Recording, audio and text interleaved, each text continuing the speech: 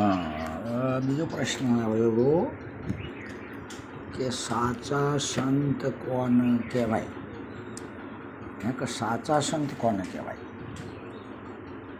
તો એના પ્રત્યુત્તર રૂપે અર્થાત સમાધાન રૂપે સંતના જ સંત કહેવાય, એમાં સાચા અને ખોટા એવા ભેદ હોય જ નહીં. જેને સાચા અને ખોટા એ તો એક પ્રકારનો તર્ક છે. એ આપણે સંતને ઓળખતા નથી એની એક સાબિતી છે. જેમ કોઈક જગ્યાએ કહેવાતું હતું કે પૂરા ગુરુ મેલી આવ્યા, એટલે બીજો માણસ બોલ્યો કે અધૂરા ચોક હશે ને, આ તર્કવાદ કહેવાય, આ બુદ્ધિવાદ કહેવાય. પેલા પૂરા શબ્દનો નિચોડને એના લક્ષ્યાર્થને સમજ્યા વગર બુદ્ધિવાદ પેદા કર્યો. એમ સંત એ સંત જ હોય, કોઈ એનો હમો પ્રતિપક્ષ બતાવાય નહીં. નહીંતર બુદ્ધિવાદ છે ને આપણે સંતને નથી ઓળખતા એની ચોખ્ખી સાબિતી છે. હા, એ તો હગાને જ હગ ઓળખ, સંતને જ સંત ઓળખ. એનો અર્થ એવો નહીં કે સંત બે થાય. પણ જે કક્ષાએ જે હોય, જે ગ્રેડ ઉપર જે હોય એને એટલું જ ઓળખી કે જોઈ હક. એટલે કહેવાનો અર્થ એવો છે કે સંત, સાચા સંત કોને કહેવાય? હા, તો સાચા સંત એને કહેવાય કે જે ઈશ્વરી ગતિનો લાવે અંત, તેને કહીએ સાચા સંત. ઈશ્વર કૃત્ય જગત કેટલા સુધી છે, કેટલે ફેલાયેલું છે, એનો અંત લાવીને એના ઉપર વિશેષતા શું છે, એ વિશેષતાનો આપણને દ્રઢ અનુભવ કરાવીને કોઈ અલગતા ભિન્નતા રાખ નહીં અને પોતાના સ્વરૂપે બનાવી દે. અન સંત કહેવાય ને કહેવાય. હા, તો સંત એટલે કે જેમ સિક્કાની બે બાજુઓ છે અને પછી એને નાણું વિનિમય કે રૂપિયો કહેવાય, એમ નિરાકાર પરમાત્મા અને સાકાર સદગુરુ, આ બે જેની સાઈડો છે, એ બે મિલન ભેગી થઈને પરમાત્મા અને સદગુરુ, આ બેની સાઈડો ભેગી થઈને જેમ રૂપિયો બને એમ બે પાહો એકત્વ થાય. કારણ જે સગુણ પરમાત્મા અથવા સગુણ શરીર ધારણ થાય એને સંત કહેવાય ને કહેવાય. હવે જોઈએ સંત એટલે કે જેનું જીવનમાં સૌંદર્યતા હોય, કે જેના જીવનની સૌંદર્યતા હોય, જેમ પુષ્પની સુગંધતા હોય ફેલાય, એમ એના જીવનની સૌંદર્યતા હોય. અને એના શરણે અગર તો એના આજુબાજુ જે કોઈ પણ જાય, દાખલા તરીકે સિંહ અને ગાય, તો સિંહ એનો હિંસક સ્વભાવ ભૂલી જાય અને ગાય એનો બીકણ સ્વભાવ ભૂલી જાય.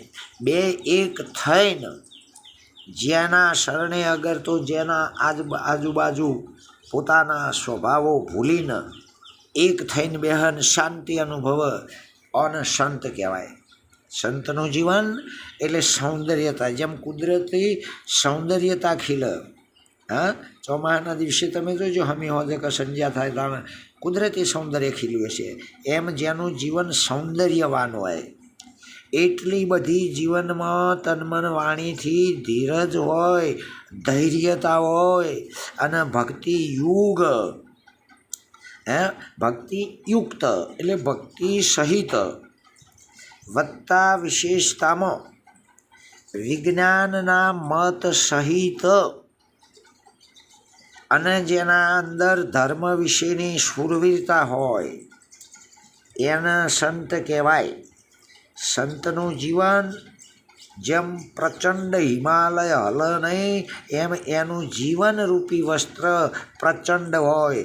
જેમ આગળ રાજા મહારાજાઓ લોખંડનો બખ્તર કે કવચ પહેરતા હતા, જ્યાં ગોળી ઢાલ તલવાર કે પેલા ગોળી પણ જો અસર ના કરે, એવું જેનું જીવન કે જેને એક સહેજ પણ ઓગળીએ ના થઈ હોય, આવું જેનું જીવન વસ્ત્ર પ્રચંડ હોય.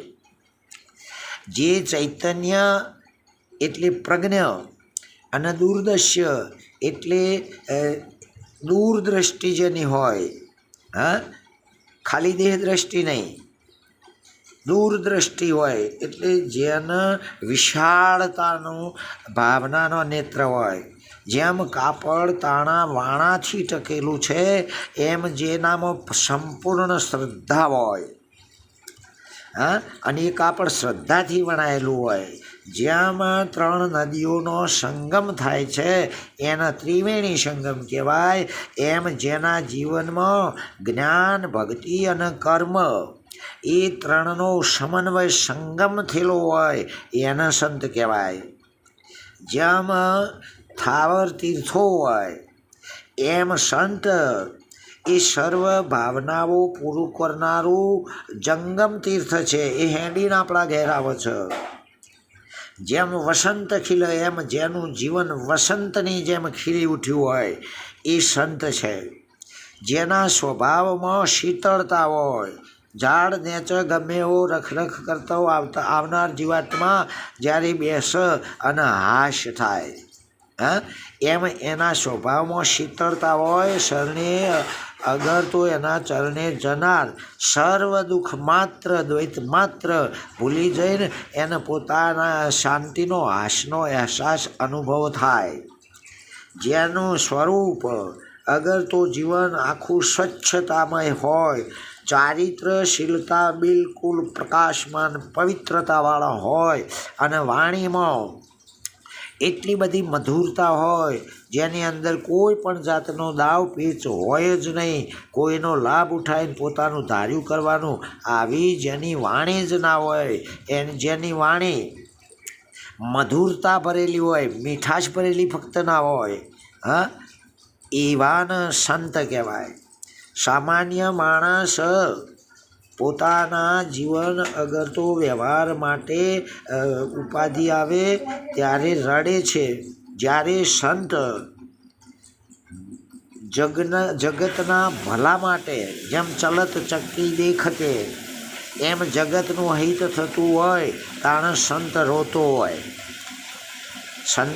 સંતના જીવનમાં સદગુરુ અથવા તો પરમાત્માના જેવા ગુણો સભર ભરેલા હોય. એક પણ અવગુણ જેના પિંડમાં અથવા બ્રહ્માંડમાં એ જોતોય ના હોય, પોતાના અંદર અવગુણ રાખતો પણ ના હોય. જેમ આંખમાં પડેલું કસ્તર પોહાય જ નહીં, એમ જેના જીવનમાં સહેજ પણ કોઈ પણ અવગુણ હોય તો એ બાદ કર્યા વગર રહે જ નહીં, એને પોહાય જ નહીં. એવું પ્યોર જીવન હોય જે શાંતિકારી હોય, કે પોતે શાંત હોય અને વિશ્વના શાંતિની સ્થાપના કરી શકાવતો હોય. જે દિન પ્રતિદિન વિશ્વની એકની જેમ ડાર્વિને ઉત્ક્રાંતિવાદની જાહેરાત કરી એ પહેલો આ સંત ઉત્ક્રાંતવાદી તો હોય ને હોય, જે વિશ્વની ઉત્ક્રાંતિમાં પોતાનો આનંદ સમજતો હોય અને કોઈ પણ માત્રની કોઈ પણ ભ્રાંતિ એટલે બ્રહ્મવ્યેમ એ પડેલો હોય એનો એક ક્ષણમાં વખના પલકારામાં અંત લાવી દે અને નિર્ભ્રાંત બનાવી દે, એના સંત કહેવાય. વિશેષતામાં એકના એક વાત રિપીટ ના કરતો વિચારીએ તો જ્યાંમાં શાસ્ત્રોએ પણ વાત કરી શકે સર્વની ઉપર દયા ભાવ રાખ, કોઈ એનો પ્રભારો નથી, કોઈનો પણ એ વિરોધ કર નહીં, કે કોઈનો વિરોધ નહીં, એને ખબર જ નહીં અને અંગત રીતે કોઈક આગવો મારો છે આવું પણ જેના ભાવમાં ના હોય એને સંત કહેવાય. સહનતામાં જેની તાકાત હોય, સહનશીલ હોય, પંચશીલ હોય અને સત્યના માટે જેને પ્રયાણ કર્યું હોય. પ્રતિજ્ઞા એટલે વચન કે વર્તન સત્યના માટે જ હોય અને એ કદાચ ગમે તેવું જોખમ આવે તોય ગભરાયા વિના સાહસ આનંદ અને ઉત્સાહથી એને પાર પાડતો હોય. નિંદ્યા જેવી તો જેને સપનામાં ખબર નથી કોની નિંદ્યા કરે અને કોના ગુણ ગાય એવી તટસ્થતા. સુખ દુઃખ જેવા દ્વંદ્વોમાં એટલે બેપણામાં જેનો સદાય સમાનતા ભાવ હોય, ચાહે અવસરમાં લગ્નમાં હોય ચાહે સ્મશાનમાં બધાના ભેગો બેઠો હોય, પણ જેનું દિલ સહેજ જેનો ચહેરો સહેજ પણ આગો પાછો ન થાય એક ધારો આવા સ્વભાવવાળો હોય. સર્વના ઉપર ઉપકાર કરવા કોઈને પણ ઉપકાર કર્યો હોય તો એને પોતાને ખબર ના હોય કોઈને ભૂલી જઈને એના હિત માટે એના ઉપર ઉપકાર કરતા હોય. એ કદાપી પોતાના હક માટે નહીં કે મેં આમ કર્યું નહીં, એ બધું ભૂલી ગયા હોય. કેમ કરીને હોમાનું ભલું થાય. કોઈ પણ વિષય જેમ ગમે તેવા પવનોથી હિમાલય હલ નહીં એમ કોઈ પણ જીવનમાં વાવાઝોડો અગર તો ઉપાધિઓ આવે, અગર તો ભયાનક, અગર તો પ્રલોભિત વિષયો નજર સમક્ષ આડા થાય છતાં પણ જે ચલિત સ્વાર્થી કે બીકણ ના થાય એને સંત કહેવાય.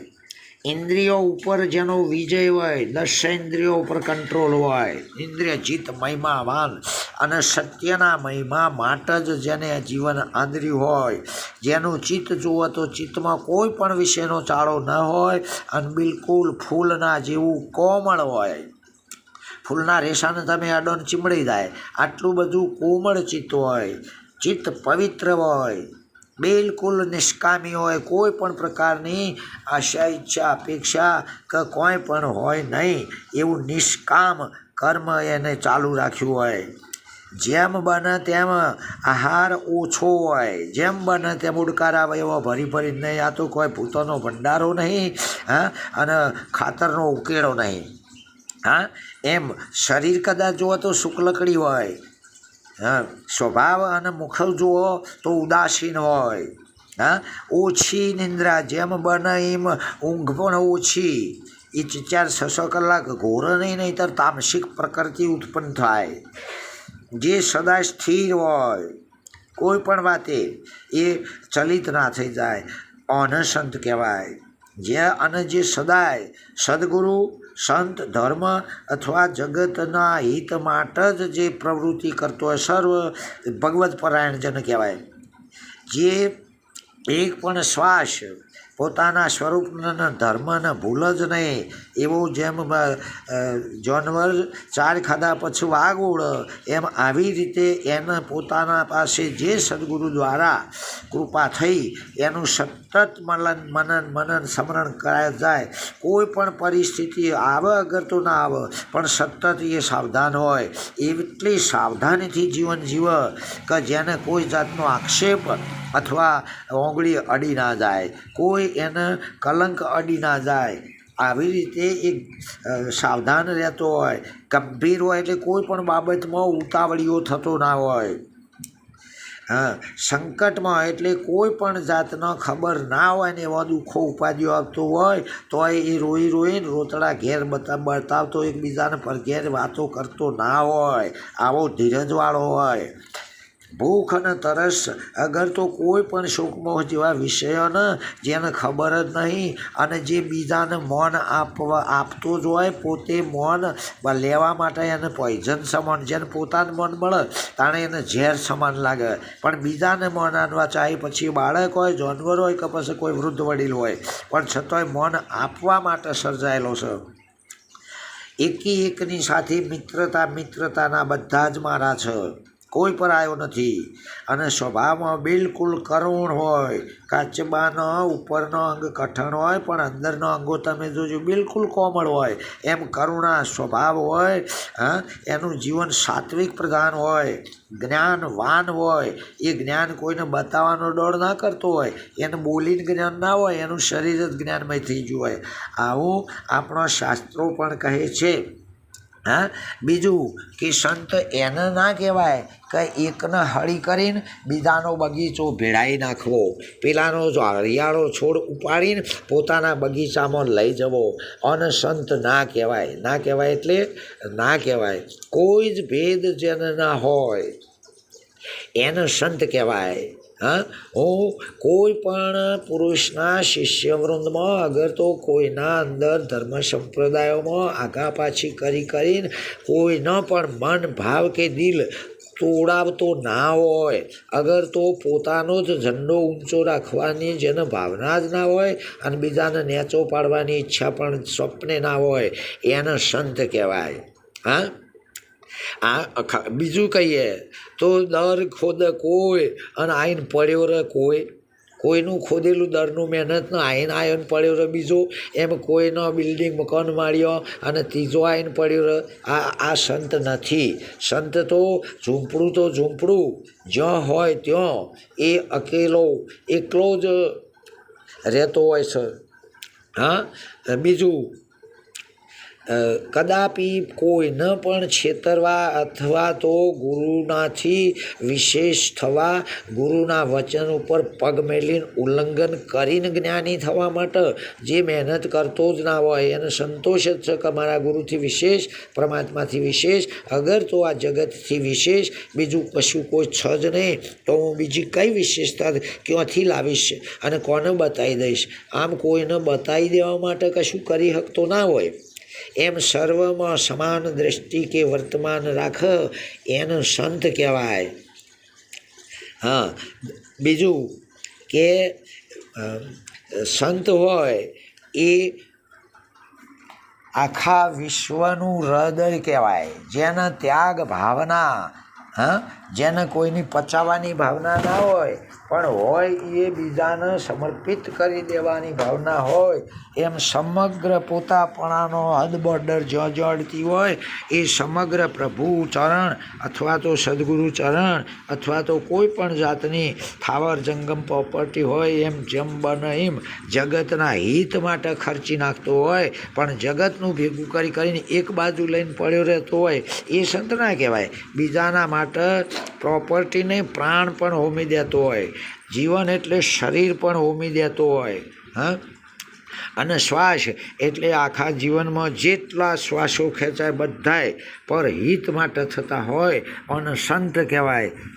ઓમ તત્સત. પરમાત્માએ સદગુરુ મહારાજનો જય.